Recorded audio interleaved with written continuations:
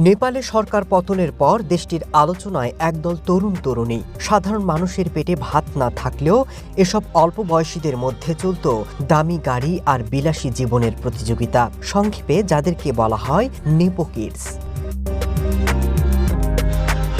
মূলত স্বজনপ্রীতি থেকেই এই নামকরণ। নেপালের যুব সমাজের দাবি, রাষ্ট্রীয় চাকরি, সুযোগ সুবিধা, বিদেশি স্কলারশিপ সবই ভাগ হয়ে যেত এসব ক্ষমতাশালী রাজনৈতিক নেতাদের সন্তানদের মধ্যে।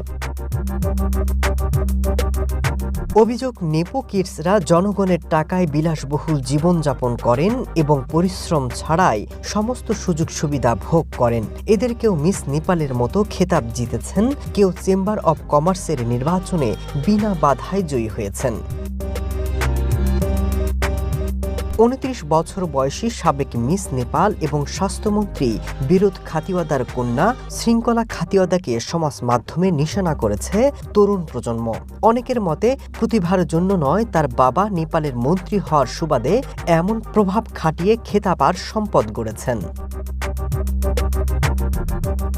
জনপ্রিয় নেপালি গায়িকা এবং সাবেক প্রধানমন্ত্রী শের বাহাদুর দেওবার পুত্রবধূ শিবনা শ্রেষ্ঠ সোশ্যাল মিডিয়ায় সক্রিয় ছিলেন। প্রায় বিলাসবহুল বাড়ি আর ব্যয়বহুল ফ্যাশনের ভিডিও প্রকাশ করতেন। তিনি এবং তার স্বামী কোটি কোটি টাকার সম্পত্তির মালিক বলেও অভিযোগ রয়েছে। নেপালের সাধারণ নাগরিকরা যখন চাকরির জন্য লড়াই করছিলেন, তখন সাবেক প্রধানমন্ত্রী পুষ্পকমল দহল ওরফে প্রচণ্ডের নাতনি লক্ষ লক্ষ টাকার গুচি হ্যান্ডব্যাগ প্রদর্শনের জন্য সোশ্যাল মিডিয়ায় সমালোচিত হয়েছেন।